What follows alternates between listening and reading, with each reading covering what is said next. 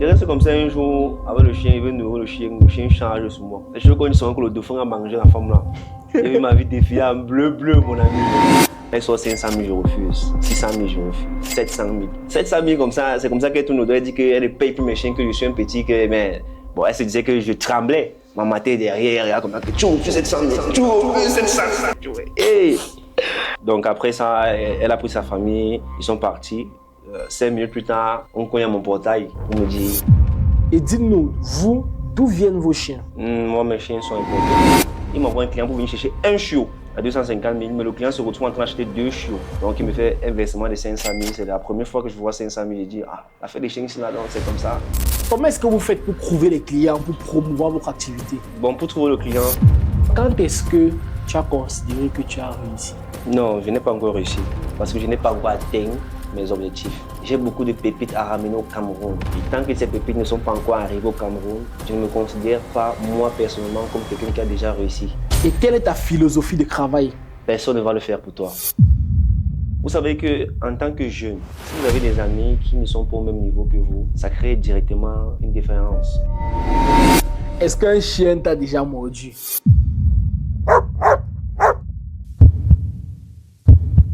Bonjour les amis et bienvenue sur cette nouvelle vidéo. Nous sommes en podcast et nous avons un invité incroyable. Aujourd'hui, nous allons vous délivrer une pépite. Nous sommes avec un des plus grands éleveurs de chiens ici en Afrique. Et les gars, il a décidé de nous honorer, de se déplacer pour venir nous révéler les secrets du business de l'élevage canin. Un business que beaucoup de personnes négligent parce qu'ils ne connaissent pas, ils ne comprennent pas. Ils ne savent pas combien est-ce qu'ils peuvent gagner en se lançant dessus. Aujourd'hui, il va nous révéler les secrets de son business. Bonjour Moubarak Chari. Bonjour Monsieur Tchadé.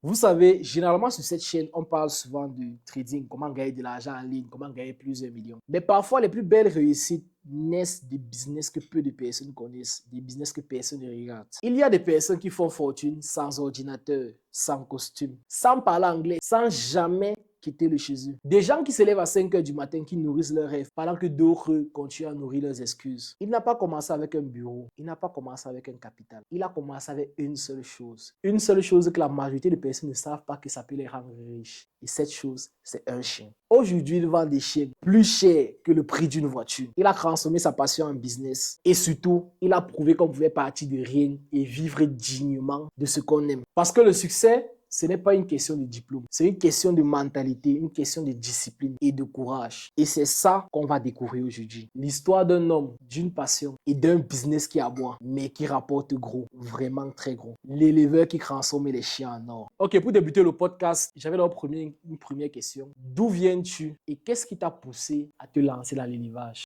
Moubarak est un jeune homme qui est né dans une famille d'éleveurs, d'un père qui était boucher, père à son âme aujourd'hui, et des grands-parents qui étaient éleveurs. Donc, je suis né dans l'élevage. Moi, ma passion pour les chiens est venue comme ça parce que vous voyez, je suis d'une famille de bouchers et tout. Mais moi, j'ai eu un penchant pour les chiens. Depuis tout petit, moi, j'aime les chiens. Ok, mais comment est-ce que tu as commencé l'élevage? Quels étaient tes premiers chiens, tes premiers échecs, tes premiers clients? Mon premier chien, moi, je l'ai acheté premièrement en 2008. Mhm. Je rentrais de l'école, je faisais le coup moins un truc comme ça. Donc, je suis arrivé chez une dame qui avait les chiots et tout. J'ai vu les chiots étaient tellement beaux. Donc, je suis rentré à la maison, j'ai dit que je voulais faire les cours de répétition. Donc, j'ai menti que je voulais faire les cours de répétition. On m'a remis l'argent. Je suis allé chez la dame, j'ai acheté le chien et je suis rentré avec. On m'a demandé, tu as pour l'argent? Oh, wow, wow, wow. Donc voilà. Après, la passion a commencé à naître et tout. J'ai rencontré un monsieur à Bafia, dans la ville de Bafia, parce que moi, je suis né dans la ville de Bafia. Ce monsieur s'appelle Monsieur Tekam. Donc c'est lui qui m'a vu grandir dans l'histoire des chiens et tout. Donc quand je rentrais des classes, je partais toujours rester devant son portail. Je pouvais rester toute une journée, je vois ces chiens et tout, et tout, et tout, et tout, et tout. Bon, c'est un truc qui a commencé à grandir de plus en plus. Et je me suis dit, depuis mon enfance, que j'aurais des chiens de qualité. Oui, donc voilà. Waouh, waouh. Maintenant, quel était ce moment de déclic? Le jour où tu t'es dit que tu peux vivre de l'élevage? Le jour où je me suis dit que je pouvais vivre de l'élevage, c'est quand je faisais la classe de première. Mhm. Dans ma classe de première, j'ai rencontré une fille avec qui j'ai fait des choses, un genre, un genre. Mhm. Après, la fille est tombée enceinte. Quand elle tombe enceinte, c'est là que mes problèmes commencent. Mhm. Il me faut donner de l'argent pour pouvoir m'occuper des enfants et tout. Donc, j'ai rentré dire à mes parents, bon, à ma mère, que non, voilà, j'ai enceinté une fille et tout, tout, tout. Oh, ça devient les problèmes catastrophiques à la maison. Mhm. Oh, Moubarak, oh, tout ça. C'est là que je me dis, il faut vraiment que je trouve un moyen pour pouvoir m'en sortir. Donc, Mhm. là, j'avais déjà une chienne chez moi, berger allemand, que j'avais acheté à Bafoussam. Donc, c'est là où j'ai commencé à faire les croisements et puis je me suis dit, voilà, je me lance. Mhm. Mhm. Maintenant, quels étaient les échecs que tu as connus après t'être relancé dans ce business-là?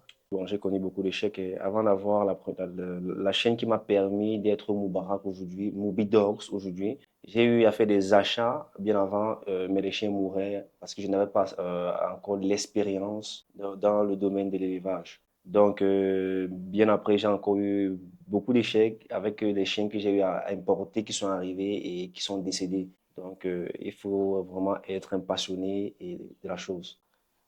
Et quels étaient tes premiers clients Mes que tu as premiers rencontrés? clients, comme je le dis toujours, bon, là, c'est pas une publicité que je veux faire parce qu'il y a un grand frère qui m'a beaucoup aidé dans les débuts, donc Raymond Ongolo. Donc, mes premiers chiots berger allemands que j'ai eu, c'est lui qui vient avec les clients. Premier client, c'est lui qui me dit que non, Moubarak, tu as produit quelque chose de bien, on va venir te tromper et tout, tout, tout, tout. Bon, moi, je ne savais pas comment ça se passait. Je ne savais même pas qu'il peut vendre un chien un jour à 250 000. Mhm. Donc, quand il me donne le conseil comme ça, subitement, il m'envoie un client pour venir chercher un chiot à 250 000, mais le client se retrouve en train d'acheter deux chiots. Donc, il me fait Mhm. un versement de 500 000. C'est la première fois que je vois 500 000. Je dis, ah, la fête des chiens ici, là, donc c'est comme ça. Donc, voilà, donc, big up à Raymond, merci. Mhm. Et comme je l'ai toujours dit, je vais toujours le remercier. Merci. Mhm.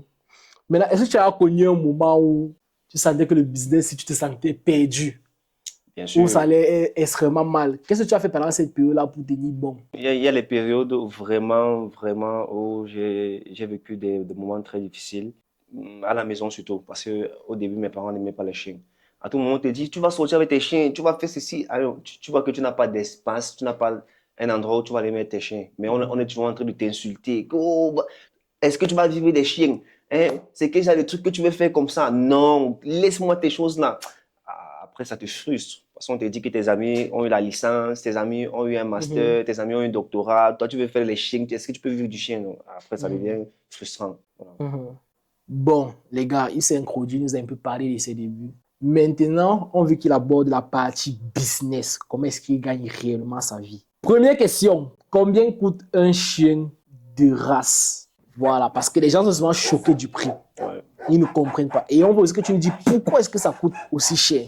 Les prix sont aléatoires, hein. Bon, mais ce que vous devez savoir, c'est que les chiens sont comme les voitures. Vous voyez, il y a, par exemple, tu sais que le taxi n'a pas le même prix que la Jetour qui vient de sortir. Le Mhm. taxi n'a pas le même prix que le Range Rover qui est là depuis. Donc, ça veut dire que vous devez comprendre qu'il y a des chiens bas de gamme et des chiens haut de gamme. Et maintenant, moi, j'ai eu cette vision de faire ce qui est vraiment bien. Vous voyez? Donc, j'ai mis le paquet pour ramener des trucs haut de gamme. C'est pourquoi aujourd'hui, vous comprenez Moubarak, Moubarak, Moubarak, parce que j'ai vraiment investi. Je me suis donné de la peine pour vraiment faire ce qui est bien. Donc, voilà. Mhm. Mais pourquoi est-ce que vos chiens sont haut de gamme et vous avez préféré les haut de gamme? C'est quoi la différence entre un chien haut de gamme et un chien bas de gamme? Ok, la différence entre un chien haut de gamme et un chien bas de gamme. Les chiens bas de gamme, nous avons par exemple les hybrides. Vous allez voir les chiens dont on ne connaît pas vraiment qui sont les parents. Parce que dans ça aussi, il y a ce qu'on appelle l'arbre généalogique des chiens. Vous comprenez? Donc, tu peux me dire que tu vas partir par exemple ici. Il y a un espace ici à Yaoundé, là on vend les chiens en route. Tu vas tu acheter un chien là-bas à 100 000, 50 000. Mhm. Tu te dis que non, j'achète le pur. Non, tu te bases sur quoi pour dire que ton chien est pur. Donc, moi maintenant, par exemple, j'entre pour aller travailler avec des éleveurs sérieux. Éleveur sérieux, c'est qu'on te délivre un certificat de naissance où tu pourras voir qui était le grand-père de ta chienne, qui était la grand-mère. Donc, ça veut dire que tu remontes. L'arbre généalogique. Voilà, donc là, tu parviens à savoir si vraiment ton chien est réellement pur avec ce certificat de naissance ou encore un pedigree. Vous voyez? Par exemple, ici en route, là, tu vas aller acheter un chien, on a fait les croisements, berger allemand, Can Corso. Toi, tu vas dire qu'il est pur en vertu de quoi? Donc, en fait, c'est toute une école. Mhm. C'est pourquoi vous voyez, il y a les chiens qui coûtent 800 000 et les chiens qui coûtent 50, 100 000. Mhm. Et quand vous dites éleveurs sérieux, c'est quel genre d'éleveurs? Ce sont nos éleveurs peut-être qu'on a ici. Je ne comprends pas très bien. Lorsque je parle d'éleveurs sérieux, déjà au Cameroun, nous avons des éleveurs sérieux, mais on Mhm. les compte au bout du doigt. Je ne veux pas citer les noms, ils sont là, ils vont se reconnaître Mhm.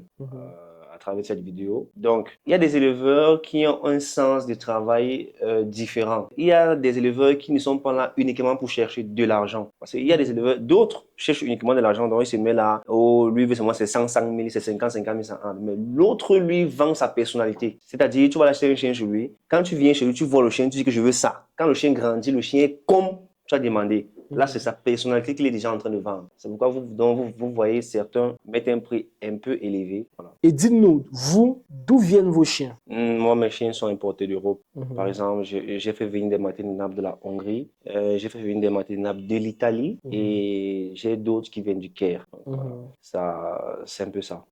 Mais pourquoi vous ne prenez pas les chiens ici directement au pays? Vous préférez aller importer? Parce que j'imagine bien qu'un chien qui est importé, que vous allez dépenser aussi cher, ne va pas coûter le même prix qu'un chien qui sort du pays. Ouais, ça, c'est une très belle question. Parce que moi, j'ai une vision, n'est-ce pas, de faire dans le Martini Napes. Le Martini Napes, c'est un chien que nous ne rencontrons pas au Cameroun. Donc, la majorité des chiens qui sont au Cameroun, soi-disant Martini Napes, sont la plupart du temps des hybrides. Vous comprenez? Donc, si j'ai envie de me faire une marque, si j'ai envie de faire dans ce qui est bien, je suis obligé de me lancer du côté de l'Europe pour pouvoir ramener ça au Cameroun et mettre le Cameroun à un autre niveau. Voilà. Ok, maintenant, comment est-ce que vous faites pour trouver les clients, pour promouvoir votre activité? Bon, pour trouver le client, bon, ça, c'est pas un problème. Parce que à partir du moment où vous avez quelque chose qui est bien et différent, le client sort seul.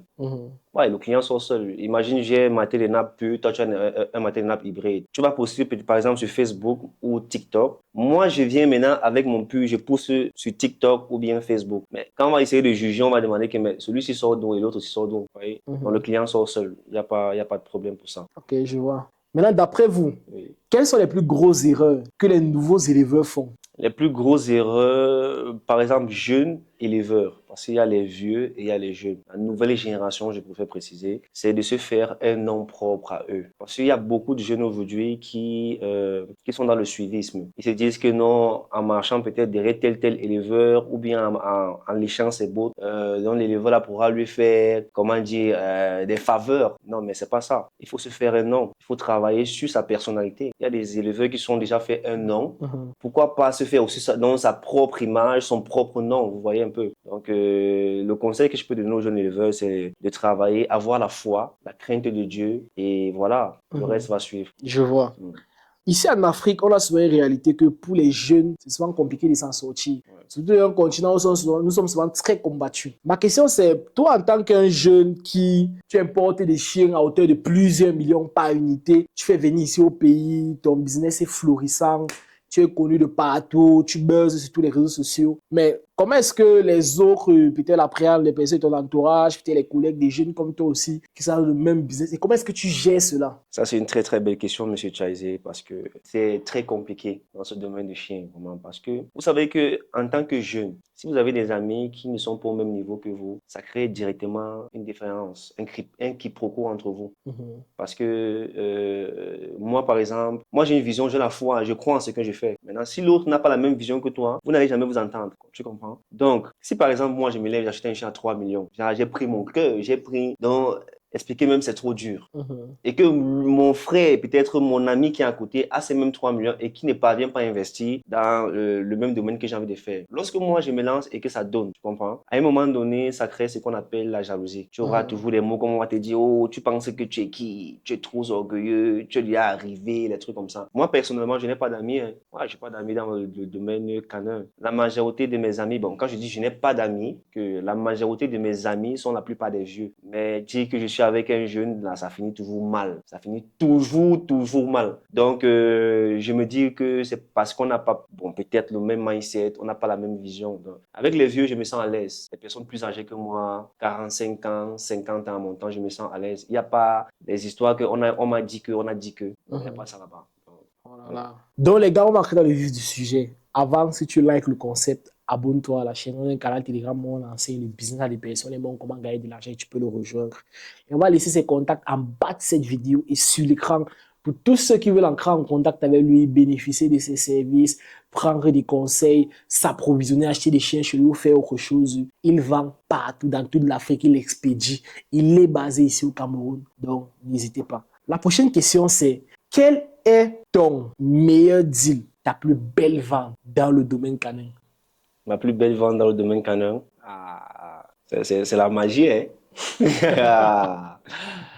Non, mais c'est une histoire vraiment donc qui me marque jusqu'aujourd'hui. Par rapport à la dame qui était venue acheter le chiot chez moi, qui a vu un berger allemand. Et puis, quand elle a vu le matin de Naples, j'ai commencé à augmenter les enchères. Donc, on quitte de 200 000 à 750 000. Donc, c'était vraiment donc, superbe. Donc, ouais, donc, ça, c'était ma plus belle vente. Je ne sais pas si je dois raconter cette histoire encore ici. Donc. Bon, même en résumé, pour ceux qui ne la connaissent pas. Ok, en résumé, c'est une dame qui était venue chez moi pour acheter un chiot berger allemand. Donc, arrivée, elle a demandé à voir un de mes chiots qui était caché. Donc, je lui ai montré le chiot. Elle m'a dit non, elle ne veut plus le berger allemand. Donne-moi le chiot là. Je lui ai dit que madame, même si c'est 1 million, elle ne le vend pas. Elle me dit que 1 million, elle soit 500 000, je refuse. 600 000, je refuse. 700 000. Ah, 700 000 comme ça, c'est comme ça qu'elle tourne au dos. Elle dit qu'elle ne paye plus mes chiens, que je suis un petit, mais bon, elle se disait que je tremblais. Ma tête derrière, il y a comme ça que tu refuses 700 000, tu refuses 700 000. Hey. Bon, c'est vrai que mon cœur tremblait, donc mon cœur tremblait beaucoup. Donc après ça, elle a pris sa famille, ils sont partis. 5 minutes plus tard, on cogne à mon portail pour me dire, elle me dit, mon petit, voici 750 000. Prends. Elle dit que non, la mère, il ne veut pas, il ne veut. Quoi? C'était vraiment c'était un moment vraiment formidable pour moi. Donc ça m'avait vraiment beaucoup ému. Ça, c'était vraiment superbe. Ok les gars, on continue, on va maintenant entrer dans la partie mentalité. Ce que le succès lui a appris et ce que nous pouvons apprendre. Première question, qu'est-ce qui fait la différence entre toi et ceux qui abandonnent? La différence entre moi et ceux qui abandonnent, c'est que, bon, moi, je me lance déjà parce que j'aime la chose. Je ne viens pas faire parce que j'ai envie d'être en concurrence avec quelqu'un d'autre, ou bien parce que je vais dépasser, ou bien parce que non. Lorsque je me lance dans un domaine, c'est parce que cette chose j'ai étudié et parce que j'aime cette chose. Par exemple, j'ai eu à acheter des chiens à la hauteur de beaucoup de millions qui sont arrivés, qui sont morts. Je pouvais bien me décourager. Après, j'ai dit, ça va, c'est un business vraiment très, très compliqué. Donc, c'est la persévérance. Moi, la différence entre moi et les autres réside au niveau de la persévérance, l'amour du travail que je fais et la passion.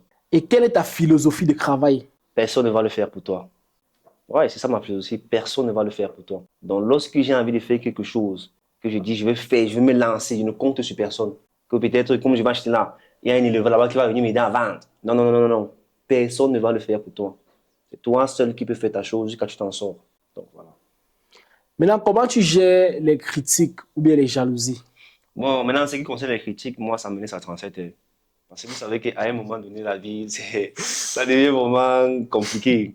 On va voir un jeune qui commence à se battre. Par exemple, je vais vous raconter une histoire. Il y a de cela peut-être 3 ou 4 jours, j'ai reçu l'appel peut-être de plusieurs personnes, de 5 personnes, qui me disent comment, oh, on les appelle pour leur dire que, bon, vu que chez moi j'ai des malles de croisement à l'extérieur et j'ai des malles de croisement à domicile. Donc, ils me disent que non, on les a appelés, on leur a dit que moi je suis un enfant très orgueilleux, méchant et que mes chiens sont stériles, qui ne sont pas de la bonne qualité. Bon, maintenant, il y a un autre monsieur qui me dit vraiment il regrette parce qu'il avait mon numéro dans son téléphone depuis 1 an et que vu ce qu'on lui a dit, vraiment il regrette. Il pense que s'il était venu me voir, c'est que son business devait fleurir. Il lui a dit que nul ne peut effacer ce que Dieu a écrit. Donc ça veut dire que ne pleurez pas les échecs que vous avez eu auparavant, mais regardez plutôt ce qui arrive. Même si vous m'avez appelé aujourd'hui, sachez que votre business, si ça doit fleurir, ça va Ça va fleurir. fleurir. Donc, concernant les critiques, je m'en bats les couilles.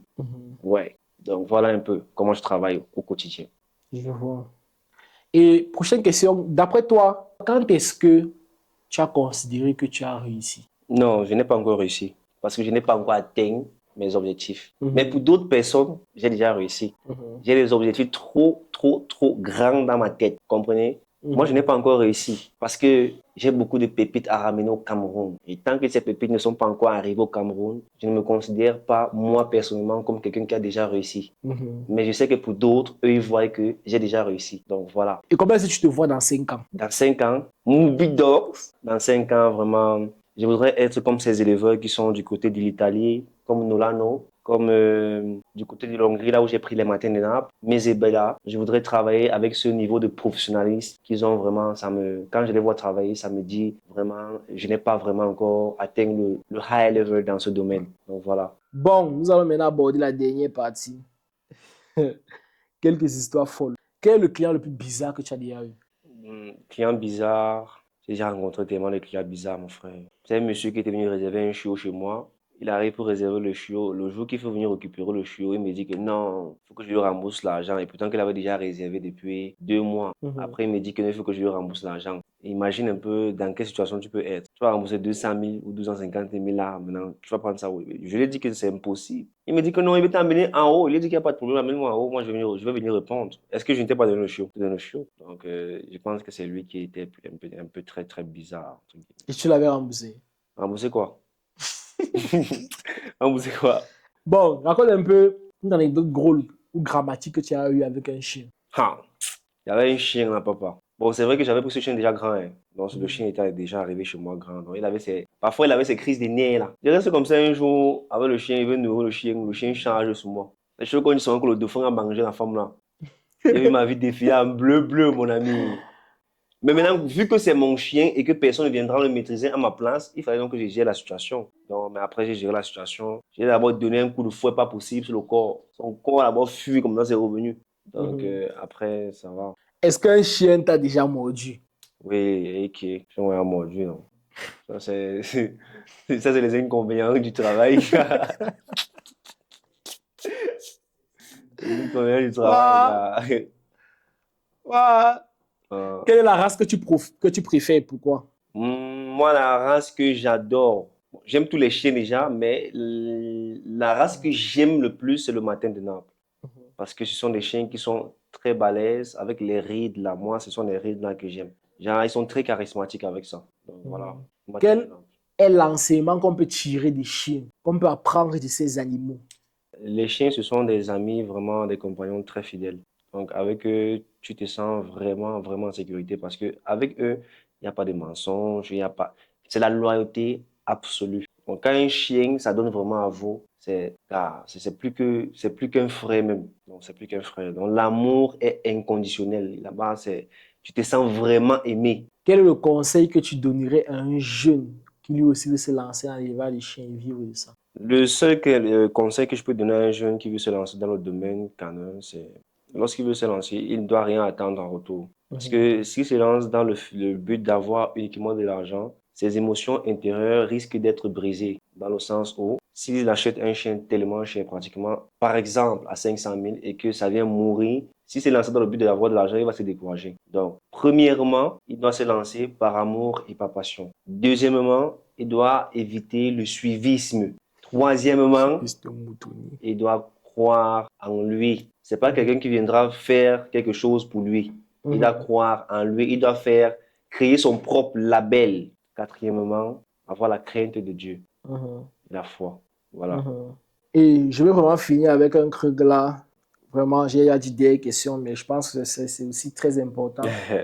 Si tu pouvais parler à toi qui était dans les débuts, qu'est-ce que tu lui dirais? Connaissant tes erreurs, connaissant les difficultés, connaissant les mauvais conseils qu'on t'a donnés, Hmm. qu'est-ce que tu vas dire à ton toi des débuts qui puisse s'en sortir? Ce que je me dirais dans mes débuts, c'est que personne ne va le faire pour toi parce que au début, moi, je comprenais seulement ce que les gens disaient. Oh, c'est cher. Oh, ne fais pas ça. Oh, machin, machin. Donc, dans mes débuts, c'est personne ne va le faire pour toi. Donc, si tu as quelque chose à faire, fais-le. Ne demande pas les conseils. Parce qu'il y a des gens qui donnent des conseils vraiment. C'est-à-dire que tu as un projet, tu vas aller lui dire, il va te déconseiller parce qu'il va te dire, hey, si ça meurt, tu fais comment? Oh. Mhm. Donc, moi, dans mes débuts, personne ne va le faire pour toi. Vas-y, vas-y, vas-y, vas-y. Lance-toi. Ok, les gars, je pense que vous avez pu suivre tout ce qui est là. Vraiment, ces informations étaient une pépite. Déjà, nous arrivons à la fin du podcast. Je vais laisser tous ces contacts en bas de cette vidéo et sur l'écran pour tous ceux qui voudront le contacter sur les réseaux sociaux. Vous pouvez rechercher MobiDocs sur toutes les plateformes. Vous allez le trouver, notamment Facebook et TikTok en particulier. TikTok, c'est Et Moubarak Chari, bien sûr. voilà, Bouba Chari sur TikTok. Et nous allons continuer les podcasts comme ceci à inviter des personnes pour vous partager de plus en plus de conseils dans le domaine entrepreneurial. Donc, si vous êtes intéressé vraiment à acquérir de plus en plus de connaissances dans le but de vous lancer aussi et avoir du succès dans ces domaines-là, laissez juste un like pour encourager le travail et abonnez-vous.